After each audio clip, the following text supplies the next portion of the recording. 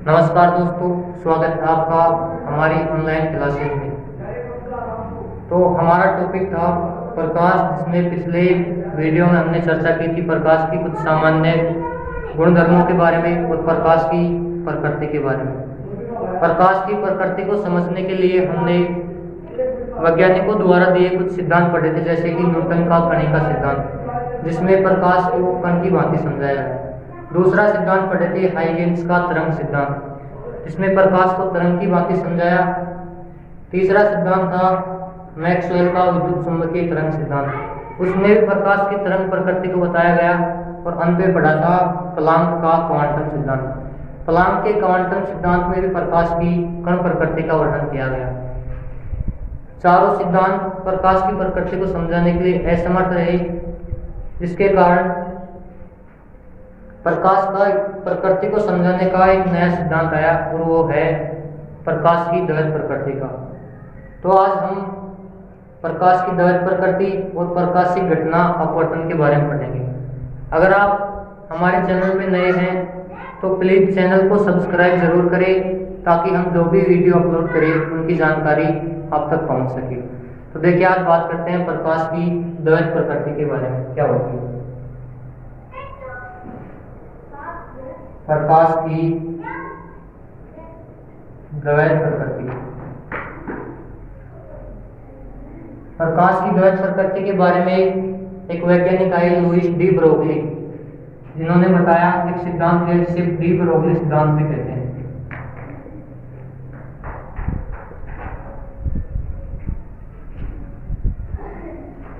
इस सिद्धांत के अनुसार डी ब्रोगली ने प्रकाश की दो प्रकृति बताई, जिसमें पहली है कण प्रकृति और दूसरी प्रकृति है तरंग प्रकृति। डी ब्रोगली ने प्रकाश को कण व तरंग दोनों तरह से समझाया।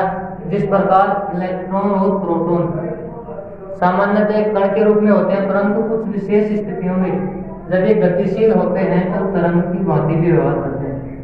क्या करेंगे? कण के रूप में होंगे और गतिशील अवस्था में तरंग की भांति व्यवहार करेंगे। ठीक इसी प्रकार प्रकाश भी कण व तरंग दोनों की भांति व्यवहार करता है।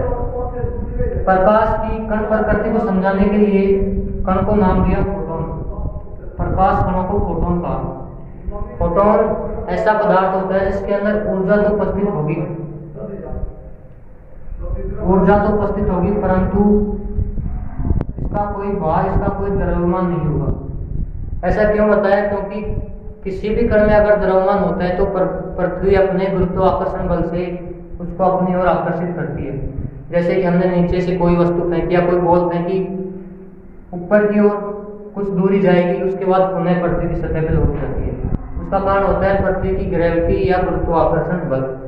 और जब हम देखते हैं कि कोई टॉर्च से जब हम ऊपर की तरफ प्रकाश मारते हैं, ऊपर की तरफ प्रकाश फैल जाते हैं, तो वो ऊपर की तरफ ही गमन कर जाते हैं, कभी भी वापस लौटकर पृथ्वी सतह पर नहीं आती।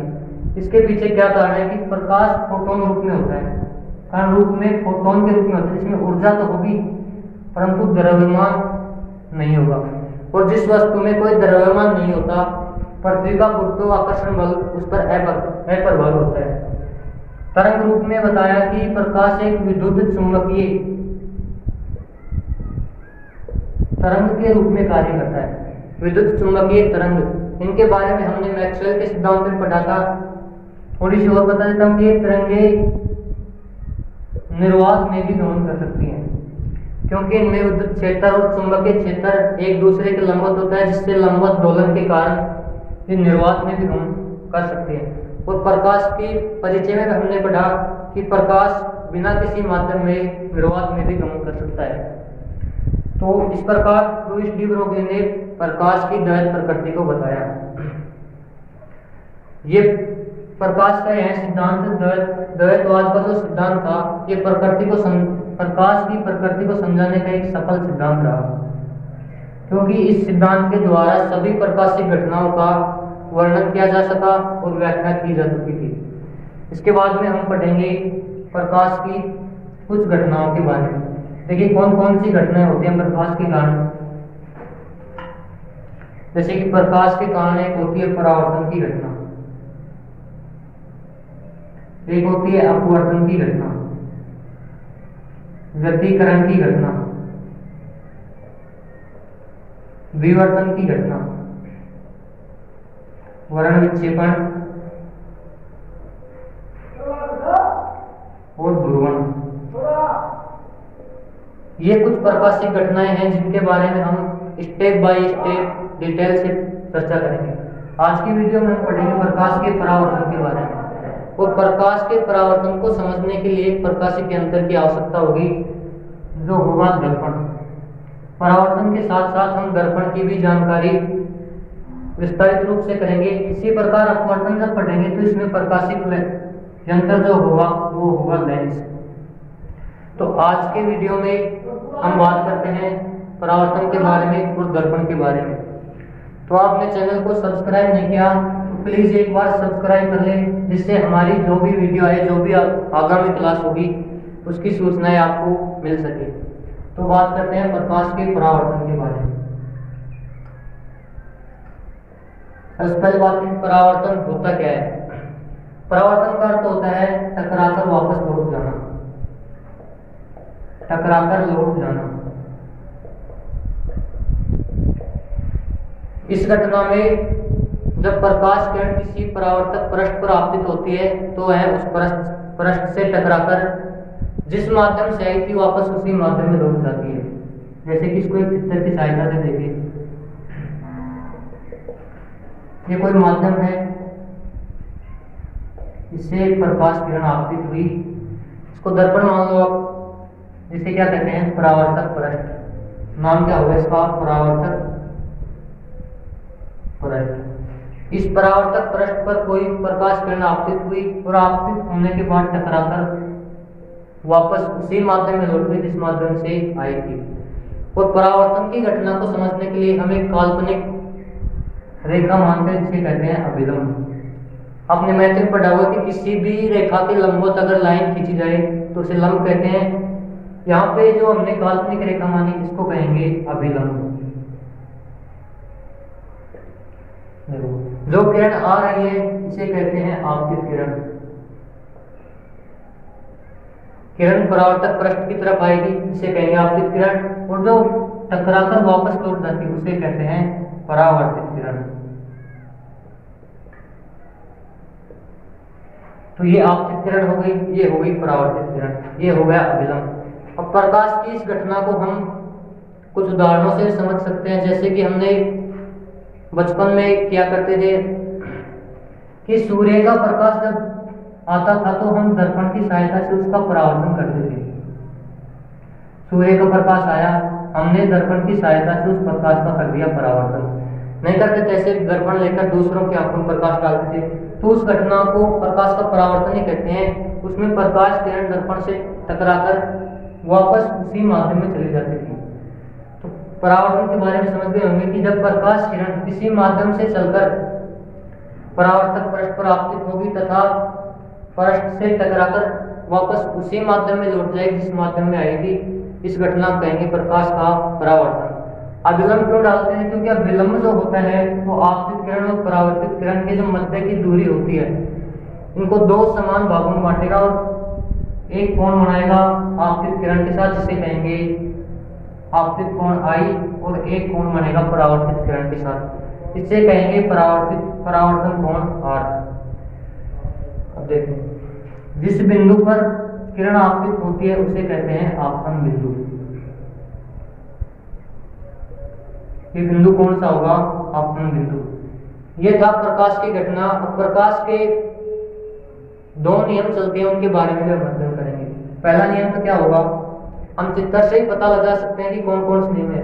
एक आप देख रहे होंगे कि आपतित किरण, परावर्तित किरण और अभिलंब, ये तीनों एक ही जगह पे इनका मिलन हो रहा है। तो इसी तरह से पहला नियम हम लिख सकते हैं कि आपतित किरण,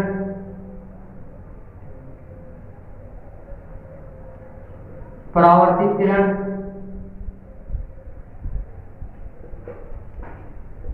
और अभिलंब। आपतित किरण, परावर्तित किरण और अभिलंब, तीनों एक ही तल में होंगे और एक ही बिंदु पर स्थित होंगे। तीनों एक ही तल में एक ही बिंदु पर स्थित होते हैं।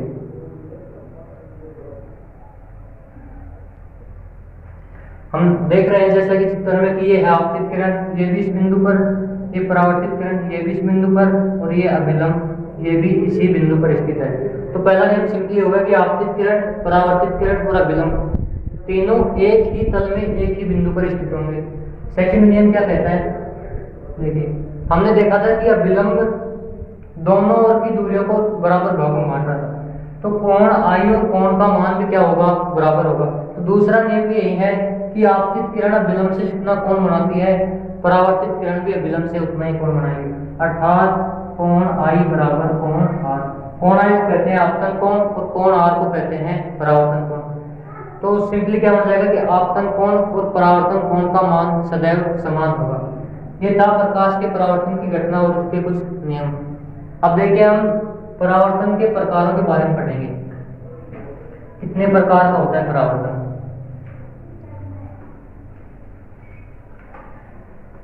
परावर्तन दो प्रकार का होता है, एक तो होता है विसरित,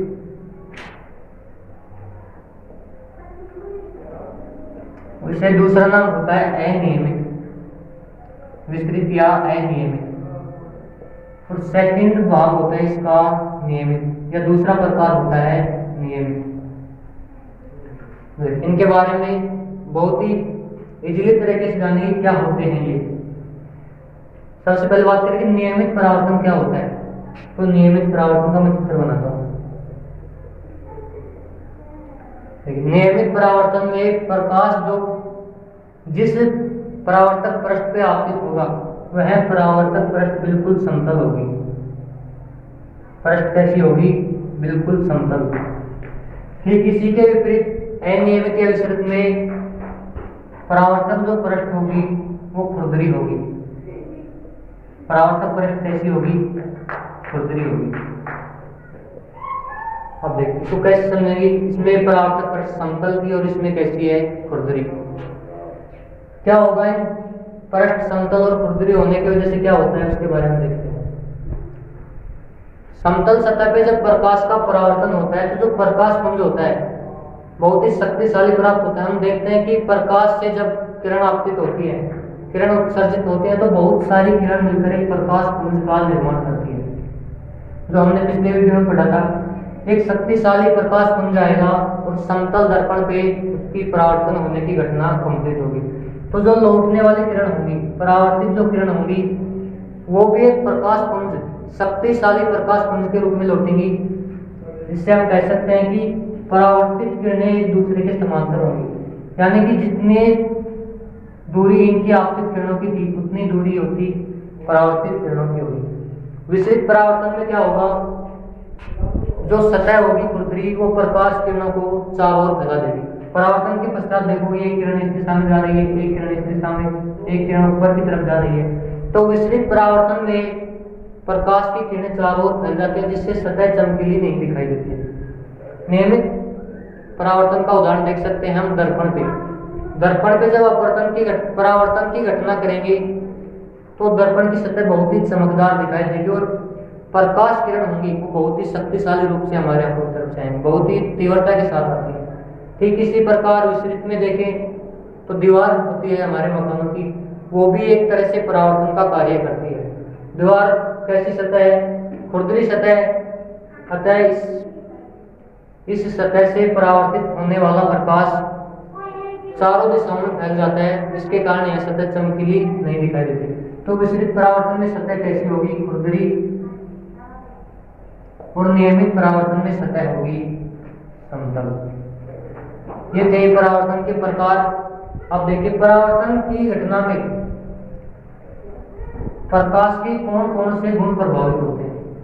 यहाँ से बहुत ही इंपॉर्टेंट पार्ट आपका कि यहाँ से प्रश्न आने के बहुत ज्यादा चांस होते हैं, क्योंकि परावर्तन से अगर प्रश्न आएगा तो यहाँ के चांस लगभग 90% चांस होते हैं प्रश्न आने के। यहाँ से अगर क्वेश्चन आ गया कि प्रकाश के परावर्तन की घटना में प्रकाश का कौन सा गुण परिवर्तित होता है, ऑप्शन आ गई प्रकाश का वेग, प्रकाश की तीव्रता, प्रकाश की आवृत्ति, और ऑप्शन एक आ गया तरंग दैर्घ्य। अब आप क्या करेंगे, किस तरह सोल्व करेंगे इसको? देखिए, प्रकाश का वेग, तीव्रता, आवृत्ति और तरंग दैर्घ्य, इन चारों गुणों में से कौन सा गुण तो परिवर्तित होगा और कौन सा गुण अपरिवर्तित रहेगा? तो देखिए, वेग जो होता है वो रहता है अपरिवर्तित, क्योंकि प्रकाश की किरण जिस वेग से आपतित होती है वह उसी वेग से परावर्तित हो जाती है। आवृत्ति होगी वो भी अपरिवर्तित रहेगी। प्रकाश की जितनी आवृत्ति आपतित किरण की होती है उतनी ही आवृत्ति परावर्तित किरण की भी होगी। तीसरी बात करें तरंग दैर्घ्य, तो ये भी अपरिवर्तित रहती है। तो प्रकाश के इन तीनों गुणों में कोई सा भी गुण परिवर्तित नहीं होता है। परिवर्तित होती है प्रकाश की तीव्रता, तीव्रता परिवर्तित होगी। तीव्रता को हम तेज भी बोल सकते हैं,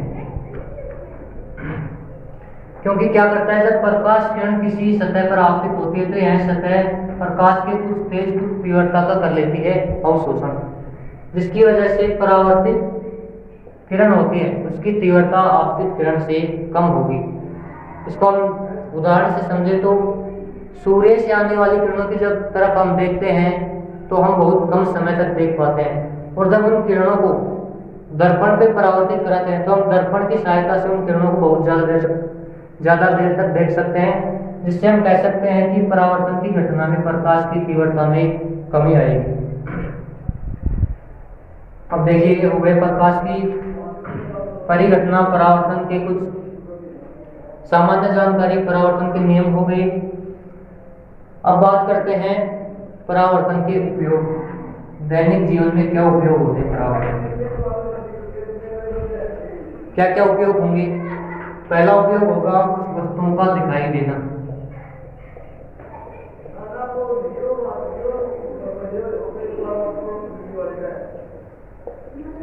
इसके बारे में हमने पिछले वीडियो में बहुत ही विस्तार से चर्चा की कि कोई भी प्रकाश किरण किसी वस्तु पर आपतित होती है तो वह वस्तु उन किरणों का करती है परावर्तन, जिसके कारण वस्तु हमें दिखाई देती है। दूसरी बात, वस्तुओं का रंगीन दिखाई देना। रंगीन दिखाई देना, इसके बारे में पिछले वीडियो में पढ़ा था कि जो वस्तु जिस रंग की होगी वह उसी रंग का परावर्तन करेगी और उसी रंग की दिखेगी। तीसरी, ग्रहों का चमकदार दिखाई देना।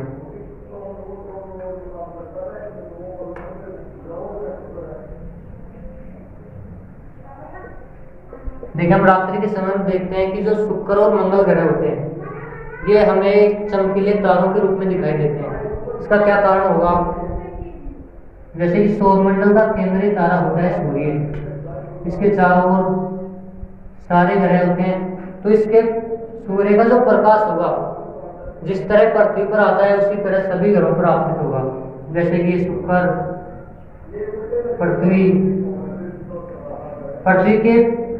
पृथ्वी से हम शुक्र ग्रह को देख पाते हैं और शुक्र ग्रह हमें रात को चमकता हुआ एक लाल रंग का तारा सा दिखाई देता है। इसका कारण क्या होता है कि सूर्य का प्रकाश जिस तरह पृथ्वी पर आता है उसी तरह शुक्र ग्रह पे भी जाएगा और ये ग्रह किरणों का करेगा परावर्तन, और ये परावर्तित किरणें पृथ्वी तक आती हैं जिनसे हमें ग्रह चमकता हुआ दिखाई देता है।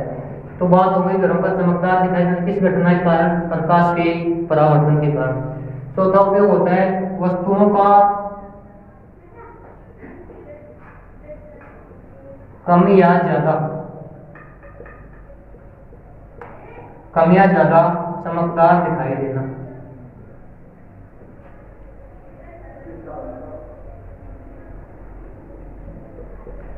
कुछ वस्तुएं हमें बहुत चमकदार दिखाई देती हैं, कुछ वस्तुएं बिल्कुल भी चमकदार दिखाई नहीं देती। इसका कारण होता है प्रकाश का परावर्तन। हम इसको देख सकते हैं कि जो सतह खुरदरी होगी वो हमें कम चमकदार दिखाई देगी, जैसे कि अपने घरों की दीवारें, और जो सतह समतल होगी वो हमें अधिक चमकदार दिखाई देगी। जैसे कि दर्पण को हम प्रकाश स्रोत के सामने करेंगे तो उसकी पृष्ठ बहुत ही चमकीली दिखाई देती है। या फिर हम एक उदाहरण और देखें कि जो हमारे घर में तो बाइक होती है, बाइक की जब सर्विस करवाते हैं तो अंत में जो मैकेनिक होता है उसके ऊपर एक पॉलिश रगड़ता है, जिसके कारण वो बाइक की चमक बढ़ जाती है, हमें बहुत ही चमकदार नई जैसी दिखने लगती है। तो उस पॉलिश ने ऐसा क्या किया बाइक के ऊपर, तो पॉलिश जो बाइक की जो सतह थी उसको समतल बनाया, सतह को समतल बनाने का कार्य करती, जिसके कारण परावर्तन की कौन सी घटना होगी, नियमित परावर्तन की। और नियमित परावर्तन में वस्तुएं अधिक चमकदार दिखाई देती हैं। पहले बाइक को जब धुलाई नहीं करवाई थी तब इतनी चमकदार नहीं दिखाई देती, क्योंकि बाइक का जो भाग था वो एक तरह से विसरित पृष्ठ के रूप में काम कर रहा था, जो कि प्रकाश किरणों को चारों ओर फैला रहा था। इसके बाद में और उदाहरण देखिए हमारी महिला शक्ति का।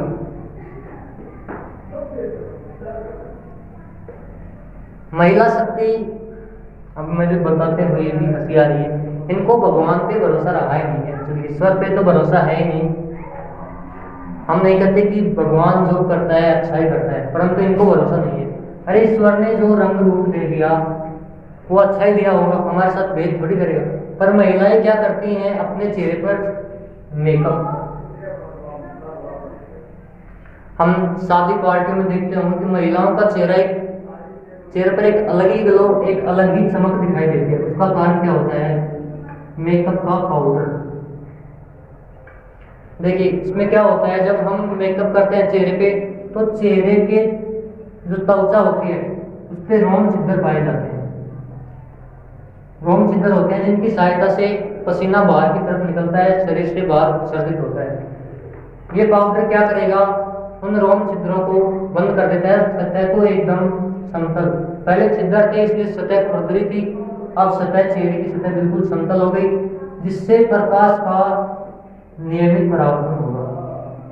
प्रकाश का नियमित परावर्तन होगा और सतह अधिक चमकदार, यानी कि चेहरे पे चमक दिखाई देगी अलग सी। तो यही कारण होता है कि महिलाओं का चेहरा मेकअप करने के बाद क्यों चमकता है, पुरुषों का चमकता है, यानी मेकअप के बाद चेहरा क्यों चमकता है, वो कारण होता है कि जो छिद्र होते हैं जो कि खुरदरी सतह का काम कर रहे थे, ये बिल्कुल समतल हो जाते हैं उस पाउडर की वजह से, जिससे प्रकाश का नियमित परावर्तन होता है और चेहरा चमकता हुआ दिखाई देता है। इसके बारे में हम वैसे तो बायोलॉजी में देखेंगे, क्योंकि इसके कुछ दुष्प्रभाव भी हैं कि मेकअप करने से चेहरे पर त्वचीय जो रोग होते हैं जैसे कि फोड़े, फुंसी, कील मुहासे होते हैं, उसका कारण मेकअप भी होता है। क्योंकि मेकअप का पाउडर जो होगा वो हमारे रोम छिद्रों को बंद कर देगा, जिससे पसीने का उत्सर्जन नहीं हो पाता और पसीना जो है वो तरल से ठोस रूप में परिवर्तित हो जाता है। तरल से कैसे, ठोस रूप में, जो कि कील मुहासों के रूप में बाहर निकलता है। तो त्वचा को इन रोगों से बचाने के लिए मेकअप नहीं करना चाहिए। तो ये थे परावर्तन के कुछ उपयोग। हमने परावर्तन की घटना पढ़ी, उसके नियम पढ़े, उपयोग पढ़ लिए। अब हम परावर्तन को विस्तार से समझने के लिए तो प्रकाशिक यंत्र था दर्पण, उसके बारे में पढ़ेंगे कि दर्पण क्या होता है। देखिए दर्पण सबने देखा है, क्योंकि हमारे घरों में जो चेहरा देखने का आईना होता है वो एक तरह से दर्पण का ही कार्य करता है। होता क्या है दर्पण, जब किसी कांच की पट्टी का पर, मान लो कोई कांच की पट्टी का है, तो उस पर पॉलिश नहीं करे तो आर पार दिखता है, परंतु जब उस पर रजत पॉलिश कर दी जाए, क्या कर दी जाए, रजत पॉलिश।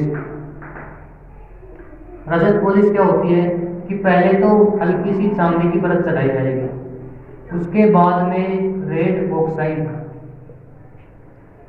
चांदी की परत चढ़ाने के बाद में रेड ऑक्साइड का लेपन किया जाता है, जिसकी वजह से वह कांच की पट्टी का एक तरफ से तो पॉलिश कर दी जाएगी और दूसरी तरफ से परावर्तक पृष्ठ का कार्य करती है, यानी कि प्रकाश की किरणों को परावर्तित करती है। तो इसे कहेंगे हम दर्पण। देखिए दर्पण दो प्रकार के होते हैं। दर्पण के प्रकारों की बात करें तो दर्पण दो प्रकार के होंगे, एक होते हैं समतल और दूसरे होते हैं गोलीय। ये समतल हो गए और ये होंगे गोलीय।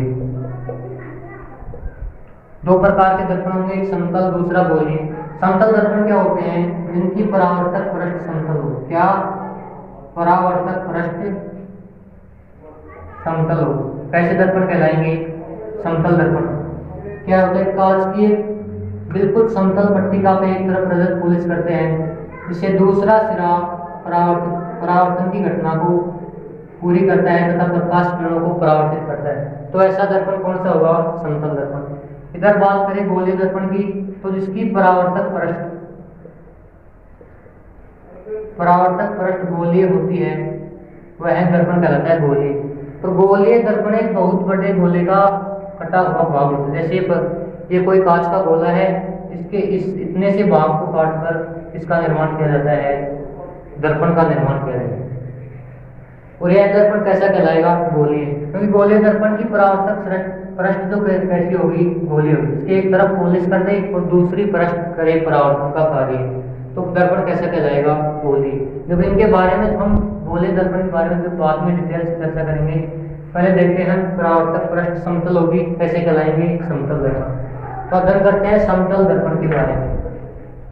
परिभाषा हमने देखी कि जिसकी परावर्तक पृष्ठ समतल हो वह समतल दर्पण कहलाएगा। अब इसकी प्रकृति और गुणधर्म और प्रतिबिंब निर्माण के बारे में पढ़ेंगे। समतल दर्पण सामान्य तौर पे अपने घर पे होता है, जो आईना होता है वो एक तरह का समतल दर्पण ही होता है। तो जब हम इसमें अपना चेहरा देखते हैं तो चेहरा उतने ही आकार का बनता है जितना हमारे चेहरे का आकार होता है। अर्थात कुछ इस तरह से समझेंगे कि मान लो ये कोई दर्पण है, इसके सामने कोई वस्तु खड़ी है भी, तो इसका प्रतिबिंब भी दर्पण के सामने वस्तु के साइज जितना ही बनेगा ये भी। अब देखिए खुद इस वस्तु को इस तरह बनाएंगे, उसके बाद में बताएंगे क्यों बनाया है इसको ऐसा। ये दर्पण वस्तु का लेफ्ट भाग है और ये है राइट भाग। कौन सा? ये लेफ्ट और ये राइट। यहाँ भी ये लेफ्ट होगा और ये राइट होगा। अब देखिए दर्पण के बारे में बात करते हैं। प्रतिबिंब कैसे बनेगा दर्पण में?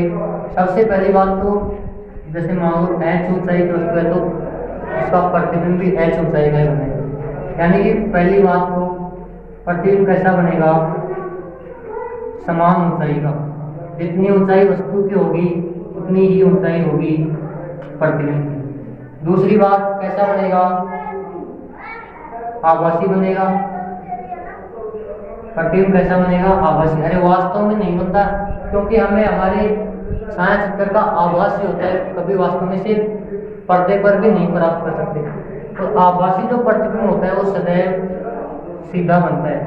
तो समतल दर्पण में भी आभासी और सीधे प्रतिबिंब का निर्माण होगा।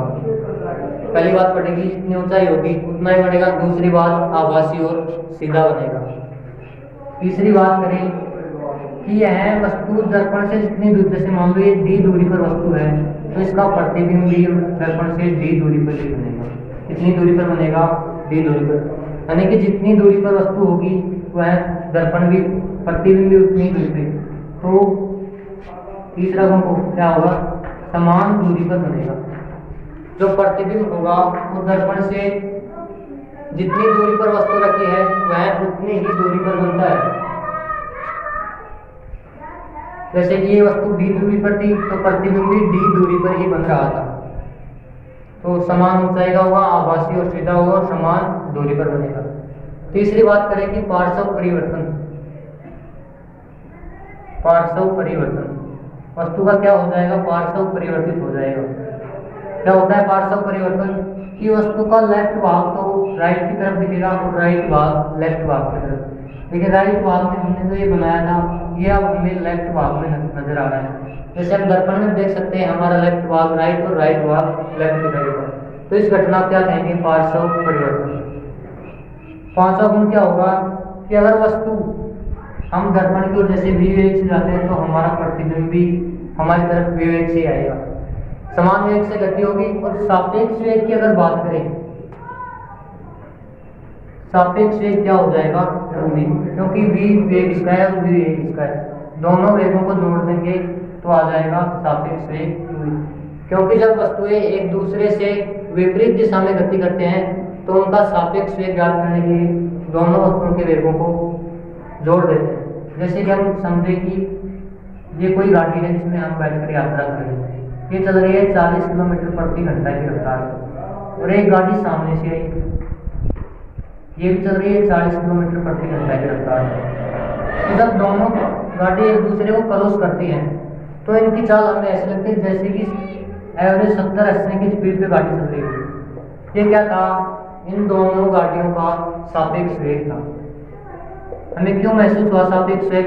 डबल वेग महसूस हुआ क्योंकि 40 इसका और 40 इसका, दोनों को जोड़ने पर इसका सापेक्ष वेग होगा वो 80 किलोमीटर प्रति घंटा हो जाएगा।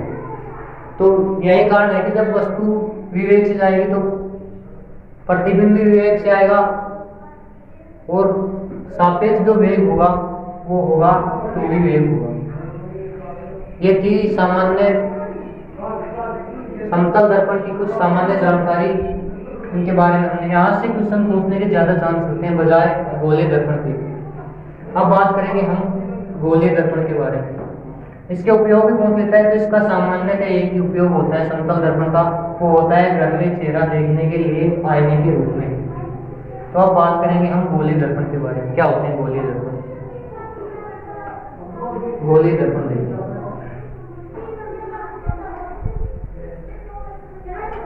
हमने बात किया गोलीय दर्पण क्या होते हैं, जिसकी परावर्तक पृष्ठ गोलीय हो। परावर्तक पृष्ठ कैसी हो? गोलीय हो, और एक बहुत बड़े गोले का कटा हुआ भाग होता है जिसकी एक पृष्ठ पर या एक सतह पर पॉलिश कर दी जाती है। गोलीय दर्पण दो प्रकार के होंगे, एक होगा उत्तल और दूसरा होगा अवतल। उत्तल दर्पण क्या होंगे? जैसे मान लीजिए गोले का कटा हुआ भाग है और अंदर की तरफ इस पे कर दी जाए रजत पॉलिश, अंदर की तरफ क्या कर दे? रजत पॉलिश।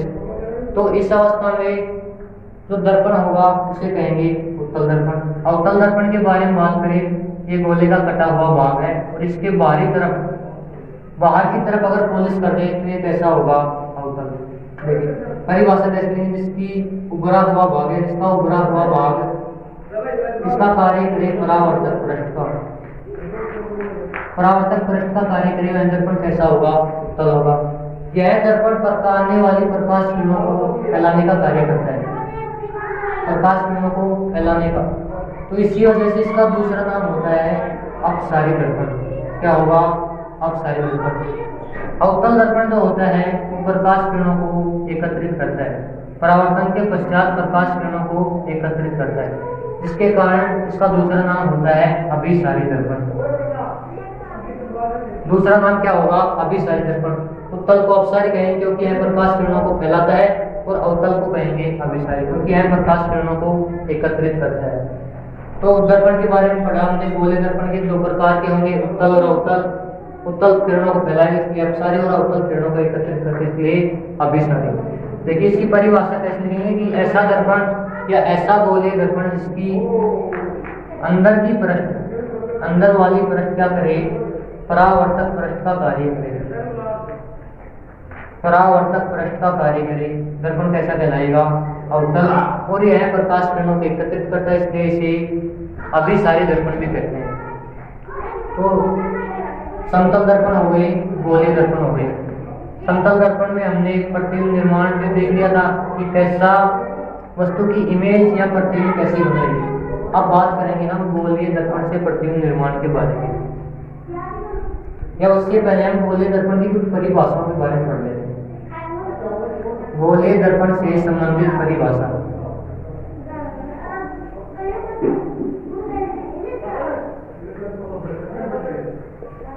देखो क्या क्या होंगी परिभाषा। पहले तो हम दर्पण बनाते हैं, गोलीय दर्पण। देखो इसका अंदर वाला भाग परावर्तक पृष्ठ का कार्य करता है, इसलिए ये तो कैसा होगा? अवतल। कैसा होगा? अवतल। दूसरा दर्पण इधर बनाएगी, इसका उभरा हुआ भाग परावर्तक पृष्ठ का कार्य करेगा, इसलिए यह दर्पण होगा उत्तल। अब देखिए इनकी परिभाषा के बारे में बात करते हैं। पहली परिभाषा है कि द्वारक। द्वारक क्या होता है? सामान्यतः द्वारक गेट, तो इनका गेट यहाँ से लेकर यहाँ तक होगा लगभग। परिभाषा क्या होगी? इसको एन बिंदु नाम दो, इसको एन बिंदु। तो द्वारक क्या होगा? एन एन। परिभाषा क्या होगी? दर्पण के परिसीमा के व्यास को, परिसीमा यानी कि अंतिम सीमा इसकी ये है और इसकी ये है, इन दोनों के व्यास को हम देखते हैं कि आधी दूरी तो होती है त्रिज्या और डबल दूरी हो जाती है व्यास, तो परिसीमा के व्यास को तो क्या कहेंगे, द्वारक से चित्र में एन की सहायता से है। इस दर्पण में बात करें तो इस दर्पण का द्वारक ये होगा, ये बिंदु एम है और ये बिंदु एन है। पहली परिभाषा द्वारक की। दूसरी बात करते हैं ध्रुव के बारे में कि ध्रुव क्या होता है दर्पण में। तो देखो, परावर्तक पृष्ठ का जो मध्य बिंदु होता है जिसे पी से व्यक्त करते हैं, परावर्तक पृष्ठ का मध्य बिंदु जो किसे व्यक्त किया है, पी से। यहाँ पर हम परावर्तक पृष्ठ का मध्य बिंदु, परिभाषा क्या हो जाएगी, परावर्तक पृष्ठ का मध्य बिंदु क्या कहलाएगा, ध्रुव कहलाएगा। ये परावर्तक पृष्ठ है, इसका मध्य बिंदु ये है, जिसे पी से व्यक्त करते हैं और ध्रुव नाम देते हैं। क्या हो जाएगा, परावर्तक पृष्ठ का मध्य बिंदु ध्रुव पी कहलाता है। तीसरी बात करें वक्रता केंद्र सी के बारे में। वक्रता केंद्र सी क्या होगा, हमने देखा कि गोले दर्पण गोले का कटा हुआ भाग होता है। तो जिस गोले का कटा हुआ भाग होता है, जैसे माना कि ये दर्पण इस गोले का कटा हुआ भाग है, ये पूरा गोला था, इसमें ऐसा भाग काट के हमने दर्पण बनाया। तो इस गोले का जो केंद्र होगा, केंद्र बिंदु होगा, उसे कहेंगे वक्रता केंद्र, जिसे सी से व्यक्त करते हैं। तो वक्रता केंद्र क्या होगा, जिस गोले दर्पण जिस गोले का भाग है उस गोले का कटा हुआ भाग क्या होगा, गोले का कटा हुआ भाग। इधर बात करें, ये तो होगा ध्रुव पी, ये कुछ इस प्रकार के गोले से कटकर बनाए। तो इसका केंद्र बिंदु जो होगा वो क्या होगा, वक्रता केंद्र सी। तो उत्तल में वक्रता केंद्र सी दाईं ओर होगा और अवतल में वक्रता केंद्र सी बाईं ओर होगा। इसके बाद बात करते हैं 4 नंबर पे मुख्य अक्ष के बारे में। मुख्य अक्ष को एक्स अक्ष भी कहते हैं। मुख्य अक्ष की परिभाषा क्या होगी, वक्रता केंद्र सी और पी को मिलाने वाली, वक्रता केंद्र सी और ध्रुव पी को मिलाने वाली काल्पनिक रेखा, सी व पी को मिलाने वाली काल्पनिक रेखा क्या कहलाएगी, मुख्य अक्ष कहलाएगी, जिसे एक्स अक्ष भी कहते हैं। तो ये क्या हो जाएगी, मुख्य अक्ष। इसमें ये होगा मुख्य अक्ष, क्योंकि ये बिंदु पी है और ये सी है, दोनों को मिलाने वाली रेखा क्या कहलाएगी, मुख्य अक्ष कहलाएगी। इसके बाद बात करें 5वीं परिभाषा मुख्य फोकस। क्या होगा मुख्य फोकस, कि जब प्रकाश किरण मुख्य अक्ष के समांतर, ये मुख्य अक्ष है और इसके समांतर ये प्रकाश किरण है, और परावर्तन के पश्चात जिस बिंदु पर मुख्य अक्ष को काटती है वह बिंदु ही मुख्य फोकस कहलाता है, जिसे कैपिटल एफ से व्यक्त करते हैं। ये जो बिंदु होगा ये क्या होगा, मुख्य फोकस है। ये तो था अवतल दर्पण में जो वास्तव में काटती है, और उत्तल दर्पण में किरण काटती हुई प्रतीत होगी। ये मुख्य अक्ष के समांतर किरण आई। उत्तल दर्पण है, प्रकाश किरणों को फैलाएगा, इधर तो काट नहीं सकते, तो ये काटती हुई प्रतीत होगी लगभग। देखिए ये प्रकाश किरण और ये नीचे काटती हुई प्रतीत होगी। तो ये होगा दर्पण का मुख्य फोकस है। मुख्य फोकस हो गया, मुख्य अक्ष हो गया, वक्रता केंद्र, ध्रुव और द्वारक। अब बात करते हैं मुख्य फोकस से ध्रुव पी के मध्य की दूरी। तो दर्पण में जितनी भी दूरियां हम मापेंगे वो ध्रुव पी से मापेंगे। पहले तो एफ से पी के मध्य की दूरी, एफ से पी के मध्य की दूरी कहलाती है फोकस दूरी। फोकस दूरी को एफ से लिखते हैं, क्या होगी, पी व एफ के मध्य की दूरी। देखो ये पॉइंट पी है और ये एफ है, इनके मध्य की दूरी क्या होगी, फोकस दूरी, जिसे छोटे एफ से, स्मॉल एफ से व्यक्त करेंगे। दूसरी बात करें वक्रता त्रिज्या, ये 5 नंबर परिभाषा 6 नंबर हो रही है। वक्रता त्रिज्या क्या होगी, वक्रता केंद्र सी से ध्रुव पी के मध्य की दूरी ये होगी। वक्रता केंद्र सी से ध्रुव पी के मध्य की दूरी क्या कहलाएगी, वक्रता त्रिज्या, जिसे आर से व्यक्त करते हैं। तो सी व पी के मध्य की दूरी क्या होगी, सी व पी के मध्य की दूरी क्या कहलाएगी, वक्रता त्रिज्या आर। इसमें देखें एफ और पी के मध्य की दूरी फोकस दूरी, सी और पी के मध्य की दूरी वक्रता त्रिज्या।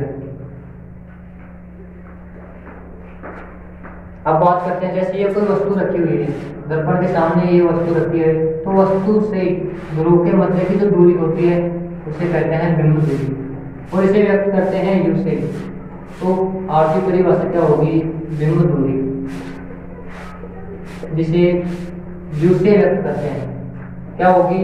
वस्तु से पी के मध्य की दूरी।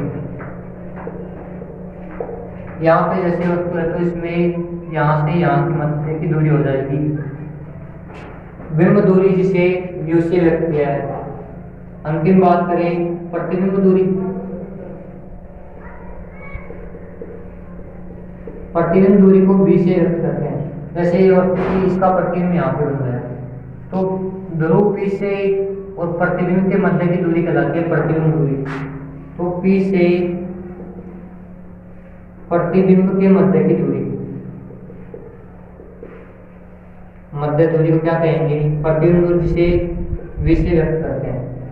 तो ये हो गई दर्पण की परिभाषा। पहली द्वारक परिसीमा के व्यास को कहेंगे ध्रुव परावर्तक पृष्ठ के मध्य बिंदु को, जिसे पी से व्यक्त किया। वक्रता केंद्र, दर्पण जिस गोले का कटा हुआ भाग है उस गोले के केंद्र बिंदु को वक्रता केंद्र, जिसे पी से व्यक्त करते हैं। चौथा पड़ा मुख्य अक्ष, सी और पी को मिलाने वाली काल्पनिक रेखा मुख्य अक्ष कहलाती है। मुख्य फोकस, मुख्य अक्ष के समांतर आने वाली प्रकाश किरण, प्रकाश मुख्य अक्ष के समांतर आने वाली प्रकाश किरण परावर्तन के पश्चात मुख्य अक्ष को जिस बिंदु पर काटती है वह बिंदु कहलाता है मुख्य फोकस है। उसके बाद में पढ़ा फोकस दूरी है, तो मुख्य फोकस से ध्रुव के मध्य की दूरी फोकस दूरी कहलाएगी। नेक्स्ट पढ़ा हमने वक्रता त्रिज्या, वक्रता केंद्र सी से पी के मध्य की दूरी वक्रता त्रिज्या कहलाएगी। बिंब दूरी, वस्तु से ध्रुव के मध्य की दूरी कहलाएगी बिंब दूरी। प्रतिबिंब दूरी के बारे में पढ़ा, प्रतिबिंब से ध्रुव पी के मध्य की दूरी प्रतिबिंब दूरी। बिंब दूरी को यू से और प्रतिबिंब दूरी को वी से व्यक्त करते हैं। तो ये हो गई गोलीय दर्पण की कुछ महत्वपूर्ण परिभाषाएं। अब हम बात करते हैं वक्रता त्रिज्या और फोकस दूरी के मध्य संबंध, क्या संबंध होगा? ये भी बहुत ही इंपॉर्टेंट है। यहाँ से उदाहरण पे आ सकते हैं। एफ तो क्या होगी? फोकस दूरी और वक्रता त्रिज्या एफ और आर के मध्य संबंध, क्या संबंध होगा इन दोनों के मध्य? हमने देखा दर्पण में यहाँ पे तो था मुख्य फोकस है और यहाँ था वक्रता केंद्र सी। तो एफ ये बिंदु ध्रुव पी था, एफ से पी के मध्य की दूरी तो थी फोकस दूरी है, और सी से वक्रता केंद्र से ध्रुव के मध्य की दूरी थी वक्रता त्रिज्या और इन दोनों के मध्य क्या संबंध हम देख सकते हैं। जो आर दूरी है वो लगभग एफ की दोगुनी है, तो हम कह सकते हैं कि वक्रता त्रिज्या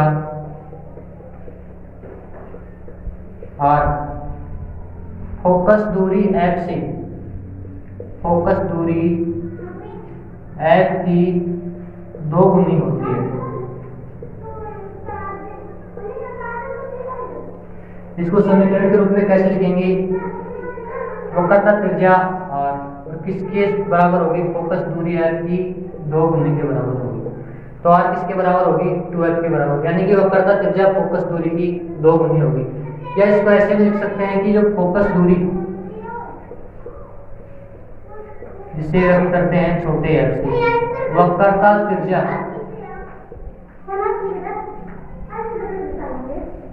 आर की आधी होगी।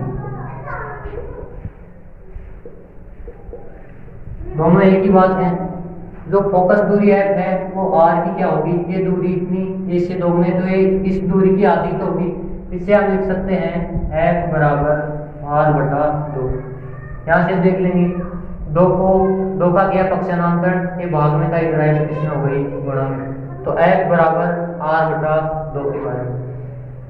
ये हो गए परावर्तन की कुछ घटना दर्पण के बारे में। अगले वीडियो में हम चर्चा करेंगे गोलीय दर्पण से प्रतिबिंब निर्माण और दर्पण सूत्र और आवर्धन के बारे में।